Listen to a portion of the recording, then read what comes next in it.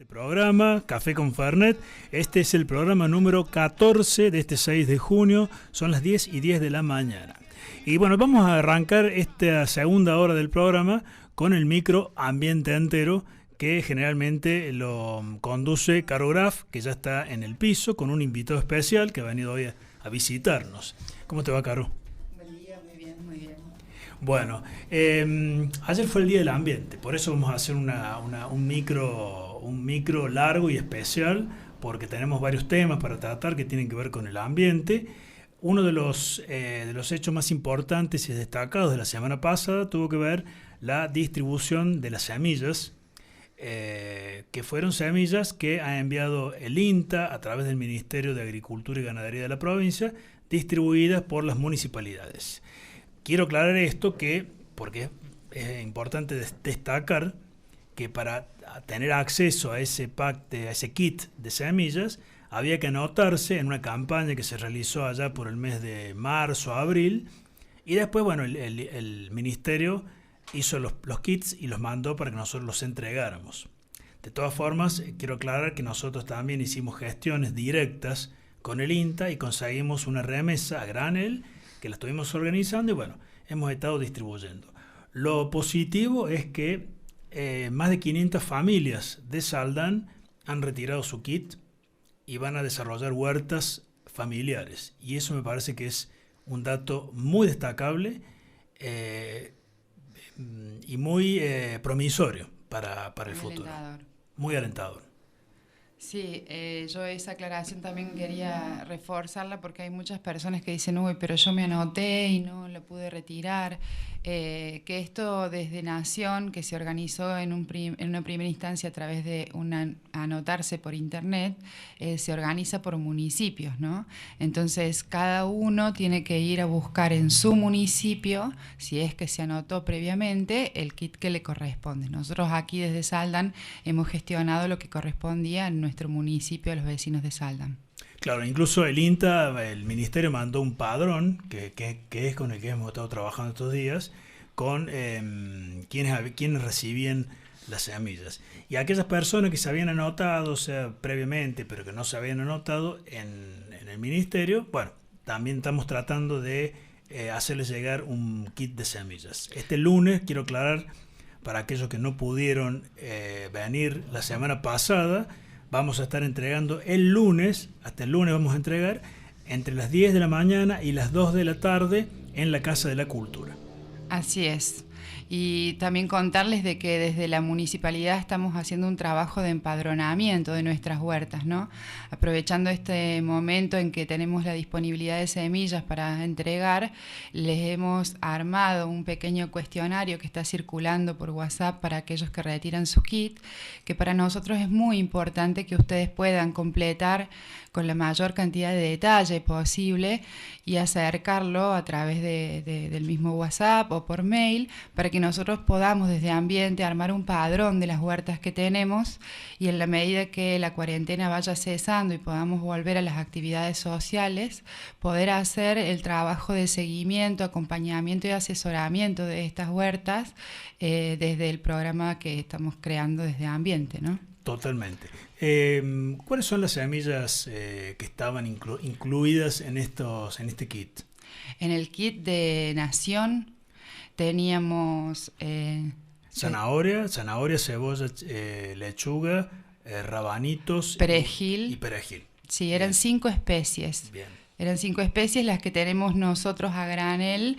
Tienen algunas similares y otras distintas. Nos han incluido en lo que hemos recibido de ProHuerta haba y arveja, que en este otro kit no estaba, pero que bueno, también son fáciles de conseguir por ahí en las dietéticas, ¿no? Como alternativa. Bien. Una vez que nosotros ya tenemos el kit, ¿cómo sigue esta historia? Un poco vamos a tratar de hacer un tutorial radial hoy. Claro, tenemos una diversidad muy grande de situaciones, personas que ya tenían su huerta en funcionamiento y lo que necesitaban era la remesa de semillas de otoño e invierno para continuar esta temporada. Y también hay muchas huertas que recién se están iniciando, ¿no? Entonces, bueno, como punto inicial, lo importante es poder determinar con tranquilidad y observando el lugar en el que vivimos, cuál es el mejor lugar para la huerta. Y en ese sentido es fundamental la presencia del sol, ¿no? Muchas veces, por una cuestión de comodidad, tendemos a ponerla en un rinconcito donde, entre comillas, no moleste, y ese rinconcito por lo general tiene muy poquitas horas de sol. En cuanto a la presencia del sol, es importante ver las horas que recibe sol ese espacio, más allá de la intensidad. Porque bueno, por ahí decimos, no, pero tiene muchísimo sol a la siesta, sí, pero son 2 horitas o 3 horitas en la siesta, y tanto la mañana como la tarde no llega. Entonces poder observar nuestro patio, nuestro jardín, y ver cuántas horas de sol recibe el lugar. Necesitamos por lo menos medio día de sol, ¿no? Para tener verduras de buena calidad, sabrosas, saludables. Entonces, una vez que uno determine cuál es ese espacio ideal, por lo general para la huerta lo ideal es que esté bien central, lejos de las copas de los árboles, lejos de las tapias, ¿no? Tendemos a hacerlas como que al costadito, pegadas a la tapia, o en un rinconcito atrás de un árbol. Bueno, esos no serían los lugares ideales. Lo más abierto posible, que el aire circule, que llegue el sol, que tengamos acceso al agua. Lamentablemente no tenemos un sistema de colección de agua de lluvia o de reciclado de aguas residuales lo suficientemente desarrollado como para no usar agua corriente para el riego. Por lo general, y por lo que venimos testeando con las encuestas, nuestras huertas se riegan con agua corriente. Sí. Entonces, bueno, en la medida en que eso sucede, tenemos que tener previsto estar cerca de la provisión, ¿no? Después iremos trabajando las posibilidades que tenemos de colectar agua de lluvia o de tratar las aguas grises de la casa para el riego de la huerta. Pero por ahora es esa la realidad que tenemos. Y como siguiente paso, para mí fundamental, es poder pensar de qué manera voy a cerrar esa huerta. No se trata de un cierre hermético con una tapia, pero sí un pequeño cerco que impide el ingreso de los perros que siempre andan dando vueltas, de los gatos, que le genere un límite a nuestra huerta, y ese pequeño cerco que lo podemos hacer con cañas, con palos, con palets desarmados. Hay muchísimos materiales con los que podemos delimitar, trabajarlo con un canterito perimetral de no más de 30 centímetros, que dé la vuelta y acompañe todo ese cerco físico para en ese lugar cultivar diversidad de hierbas aromáticas, medicinales. Yo suelo sugerir que lo acompañemos con semillitas de alfalfa. La alfalfa es una hierba que tiene varios años, digamos, es plurianual, no es de un año para el otro, sino que genera un arbustito que vive 4 o 5 años, que tiene una floración violeta muy agradable, pero tiene la gran virtud de fijar nutrientes en el suelo, nutrientes que están en forma gaseosa en el ambiente, los lleva y los fija en el suelo. Tiene una raíz muy profunda que trae nutrientes de la profundidad a la superficie, a la zona donde están las raíces de nuestras hortalizas, y aparte es una gran barrera para insectos dañinos para la huerta. Muchas veces cuando tenemos invasión de hormiga, la hormiga prefiere quedarse a atacar la alfalfa, a podar la alfalfa, y no pasa a los canteros de hortalizas. Por otra parte, el tipo de florcita está en la trinchera, digamos. Claro, es una forma de decir, bueno, convivamos con el ambiente que tenemos. Sabemos que en Saldan tenemos muchísimas hormigas. Entonces, bueno, en vez de andar con el insecticida por atrás de los caminitos, generemos un espacio donde la hormiga esté cómoda y no sea necesario que pase a alimentarse de nuestra huerta. Bien, bien. Estas semillas, que hemos distribuido, son de estación, ¿verdad? Claro, esa es otra pregunta frecuente. Todas las semillas que se han distribuido de temporada otoño-invierno, tanto de nación como las nuevas que tenemos del kit de ProHuerta, son semillas de especies que toleran muy bien, que se desarrollan muy bien en la temporada fría, ¿no? Con el sol tibio y con heladas. Entonces no es necesario comprar tela antiheladas, protegerlas del frío. No hace falta. En algún bloque anterior de la radio yo les contaba la maravilla de ver una espinaca helada, ¿no? Son especies que tienen desarrolladas distintas estrategias por las cuales pueden permanecer durante un tiempo en estado de congelación y luego reactivar su vida naturalmente sin daño. Entonces no nos preocupemos por la protección de las heladas. si es que usamos estas especies de otoño-invierno, ¿no? Sí, yo te quería hacer una pregunta para desburrarme. Por ejemplo, nosotros sembramos con estas semillas ahora, por primera vez. Exactamente. ¿Estas plantas vuelven a generar semillas o después el año que viene hay que volver a buscar? Bueno, eso es muy interesante y era una de las propuestas que hacíamos a los vecinos, la posibilidad de que nosotros como comunidad empecemos a generar nuestra propia semilla. Como son especies anuales o bianuales, son hierbas, su ciclo vital parte de la semilla y termina en el fruto, parte de la semilla y finaliza en el fruto semilla si nosotros dejamos que el ciclo se complete. Por lo general, cuando uno lo cultiva para alimentarse, en la mitad del ciclo, cuando de repente, vamos a poner el ejemplo de una selga, cuando la selga está frondosa de hojas, antes del momento de florecer, nosotros la cosechamos para poder alimentarnos con esas hojas. Pero si nosotros de todos los individuos que sembramos, de todas las plantulitas que van creciendo, reservamos una o dos, no más que eso, para no cosecharla, para no cortarle ninguna hoja, porque todo lo que la planta desarrolle después lo va a trasladar a la riqueza y a la fortaleza de la semilla que va a generar. La dejamos que haga su ciclo completo. Al final del ciclo, probablemente hacia mediados del verano, en estas especies de otoño-invierno o principios de otoño, vamos a tener nuestras propias semillas que ya van a tener la riqueza de haber vivido un año en nuestro ambiente. Por lo tanto, esta información del ambiente en el que viven ya está incorporada de alguna manera en la información de la semilla.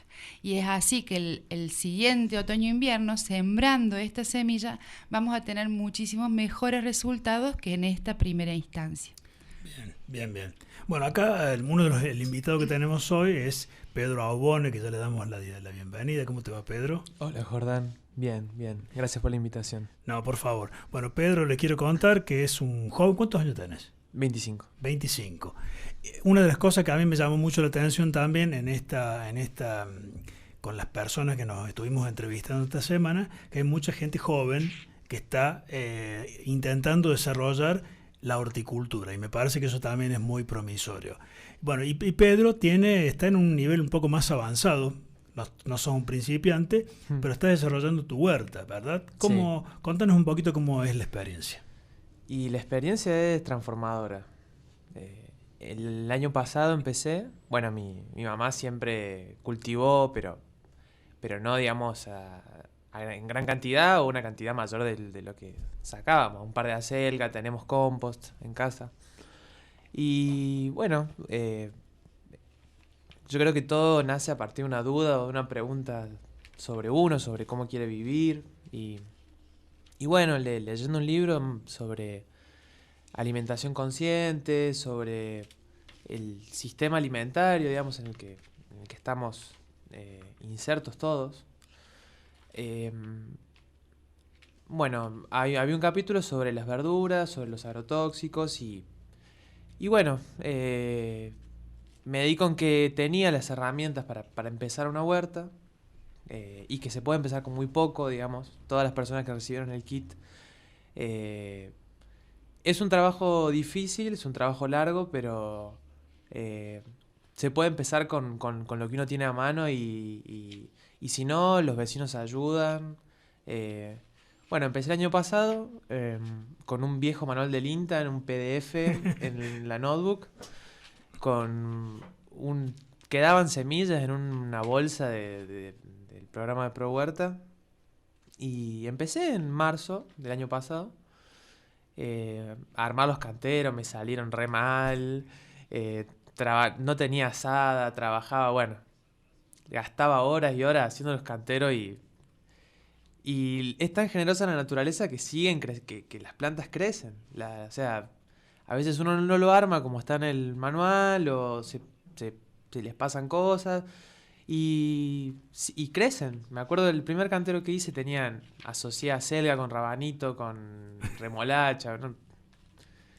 Y creció todo perfecto, por más de que no lo había armado como yo quería o como lo estoy armando ahora, por ejemplo. Y bueno, es un proceso que uno va ganando experiencia y herramientas también, porque empecé trabajando con una pala y después un vecino me regaló una azada, que en realidad es un caño con una azada. Está bien, es una herramienta artesanal también. Sí, no, todo artesanal. Bien, y esto que vos me estás describiendo, vos decís, al principio fue difícil, porque medio como uno tiene la idea o el prejuicio, decía, uy, voy a tener que ponerme con la tierra, o sea, yo no tengo tiempo, porque también el tiempo tiene mucho que ver con esto, y muchos terminan cansándose. No sé si vos opinás lo mismo, Caro.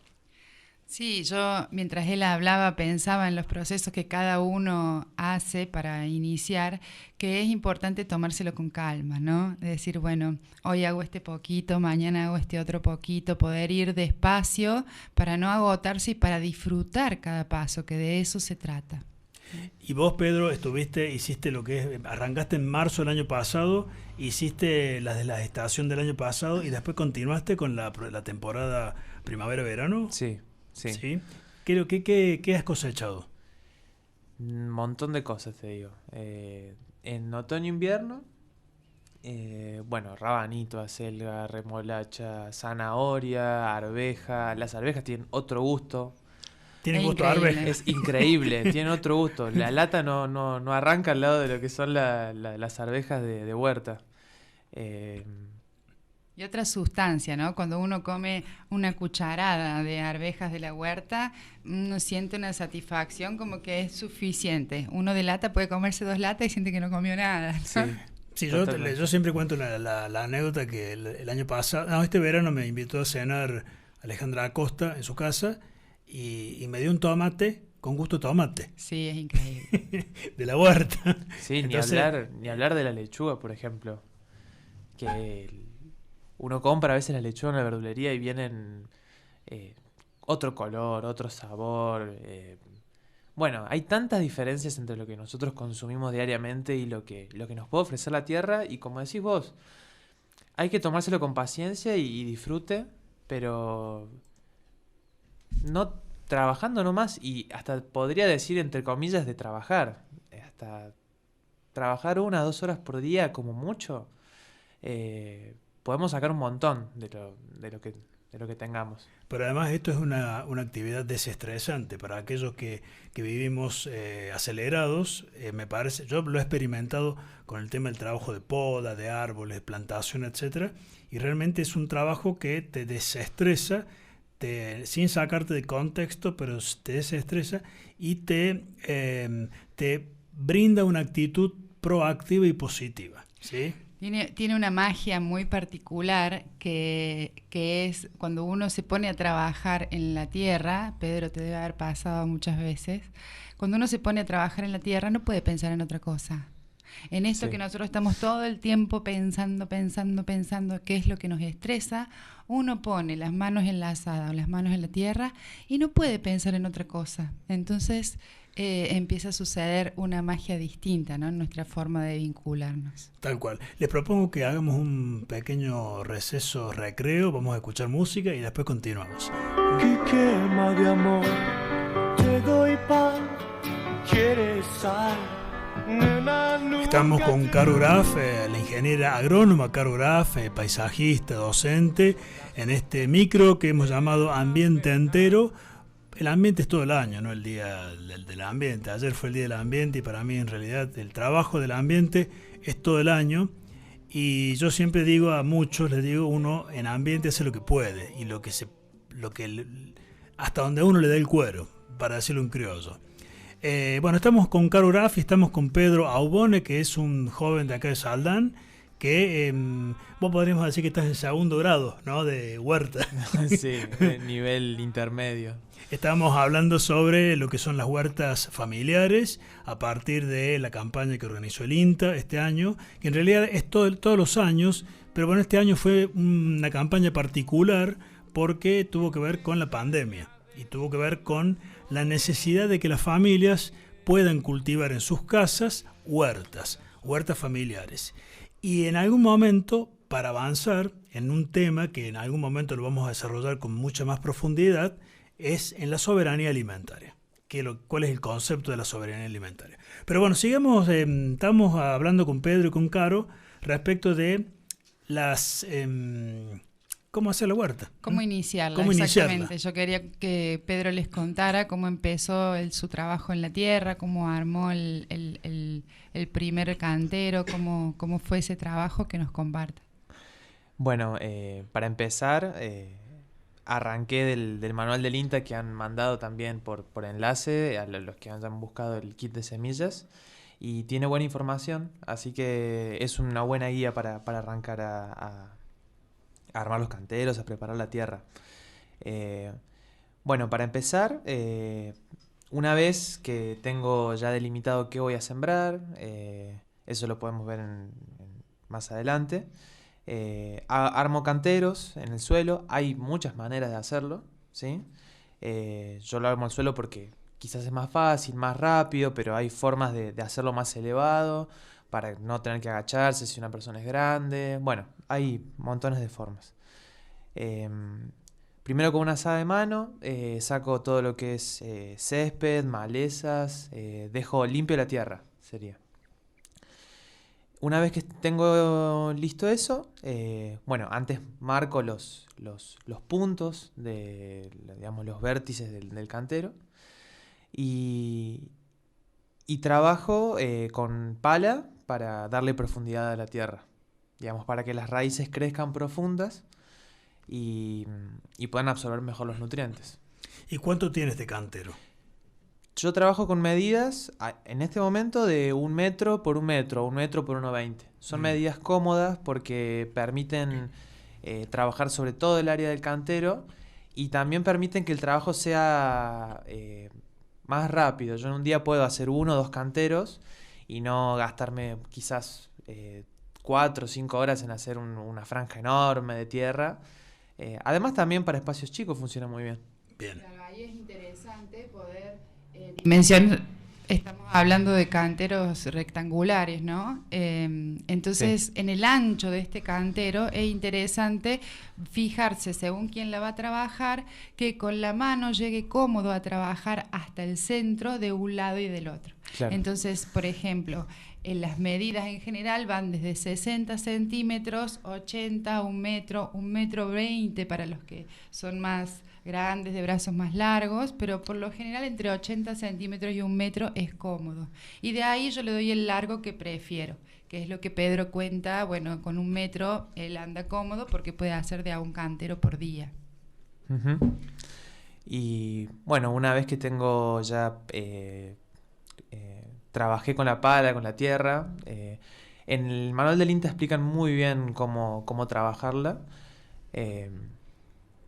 Con la azada rompo los panes de tierra que removí, y una vez que tengo, bueno, le paso el rastrillo limpio. Hay un trabajo de sacar raíces que siempre están bien metidas y que pueden dificultar el desarrollo de las plantas.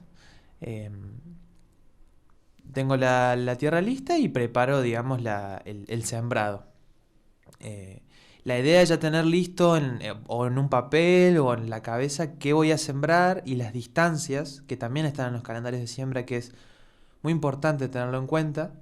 Si bien nosotros a veces, esto es muy loco, los que están con sus primeras experiencias lo van a ver, uno ve a veces una lechuga que recién acaba de brotar y dice, no, esto no puede ser que tenga que sembrarlo a 50, 60 centímetros de otra. Por dar un ejemplo. Uh-huh. Y sí, efectivamente, a los 2 meses tenés flor de lechuga, y cumplir esas distancias es muy importante para que crezcan bien. Sí, ahí es importante tener en cuenta con respecto al trabajo de la tierra, que esto que Pedro dice, el preparo la tierra, como dice el manual, es importante tener en cuenta que este trabajo profundo de airear nuestro suelo, que no significa clavar la pala y dar vuelta al pan de tierra, que es lo que tenemos incorporado como tradición cultural, no es necesario. Es importante profundizar la pala en la tierra y abrir un poco, digamos, el pan original desmenuzar esos terrones grandes que van a depender mucho si tengo un suelo arcilloso, son terrones más duros, si tengo un suelo arenoso es un suelo más blando, y este trabajo de profundidad, de abrir la tierra, se hace una sola vez en el cantero, ¿no? Eso para mí es alentador, porque la gente muchas veces dice, uy, tengo que volver a dar vuelta a la tierra porque quiero volver a sembrar. El suelo es un organismo vivo. Yo lo despierto cuando abro la tierra por primera vez para dedicarla a un cultivo. Una vez que yo lo desperté y que el ciclo de la vida empezó a sucederse con las hortalizas, que son especies anuales, yo no necesito volver a airear en profundidad. Con que yo lo mantenga vivo y alimentado y en cultivo, el suelo ya se organiza por sí solo para la vida, ¿no? Eso es interesante tenerlo en cuenta porque alivia muchísimo el trabajo posterior. Si yo hago una buena preparación de tierra inicial, en los años subsiguientes ya es solamente mantenerlo. Una vez que vos cosechas lo que plantaste, bueno, ahora en esta temporada, ese mismo cantero te sirve para las hortalizas de la temporada próxima. Exactamente, incluso se van a dar cuenta de que yo nunca cosecho todo junto y termino un cantero, lo dejo limpio y vuelvo a empezar, sino que la sucesión de cultivos se va haciendo de forma gradual. Vamos a ver, por ejemplo, que si hoy sembramos repollos, que bueno, no es una especie que tengamos en los kits, pero suele estar en otoño e invierno, el repollo se toma 6, 8 meses en estar listo. Mientras tanto, nosotros vamos a ir cosechando lechuguitas que crecen a la par del repollo. Entonces, ahí donde cosecho la lechuga, mientras el repollo sigue viviendo, yo puedo sembrar unos rabanitos que en 40 días ya están listos para cosechar, ¿no? Entonces voy a darme cuenta en la sucesión, por eso les digo, arranquen y después van a ir apareciendo las preguntas. Se van a ir dando cuenta de que nunca va a quedar un cantero completamente desnudo. Puede suceder, pero no es lo normal. Por lo general yo voy sucediendo líneas de cultivo, ¿no? En este sentido es interesante, recién decía Pedro, qué es lo que voy a sembrar, tenerlo claro, y es muy importante y aporta mucha salud a la huerta pensar en sembrar distintas especies en el mismo cantero, ¿no? Tradicionalmente estamos acostumbrados a decir, bueno, este es el cantero de lechuga, este es el cantero de repollo, este es el cantero de perejil, y aporta muchísima riqueza, sabor y vida a la huerta el hecho de asociar o sembrar juntas o cercanas distintas especies. Para el que recién se inicia, la forma más práctica es hacerlo por línea, ¿no? Yo hago un canterito así rectangular, trazo distintas líneas, que por lo general las separo unos 20 centímetros, 25 centímetros, que sería como la mano bien abierta entre una línea y la otra, y voy alternando una línea de repollo, una línea de lechuga, una línea de zanahoria, distintas especies en el mismo cantero. No sé cómo has sembrado vos, Pedro, si nos querés contar. Generalmente a una asociación que no falla y que me parece que está en el kit de las semillas, que es acelga, una línea, siembro en línea, y zanahoria y rabanito. Rabanito es un comodín porque crece en 30, 40 días y ya es lo primero que vas a cosechar siempre, digamos. Y además son especies anuales, ¿no? Sí, sí. Y después la zanahoria, siembro intercalado, y la zanahoria crece en 3-4 meses, tarda un poco más, y no se molestan en el crecimiento. Bueno, son cosas que uno va aprendiendo, pero tiene que también pasar por ese proceso de experiencia para adquirir esos conocimientos. Yo tengo una duda respecto de lo que vos sembras o cuántos canteros o cuánto tenés que sembrar para poder abastecerte durante la temporada. Esa es una pregunta que... Tiene múltiples aristas. Sí. Lo que te puedo contestar es que desde que comencé hasta hoy, siempre coseché más. Autoabastecerse me parece que es hoy en día, trabajando, digamos, de forma individual, quizás sea un utópico, pero no si lo vemos en términos de organización con otros vecinos. Creo que el autoabastecimiento va de la mano con organizarse con otros vecinos.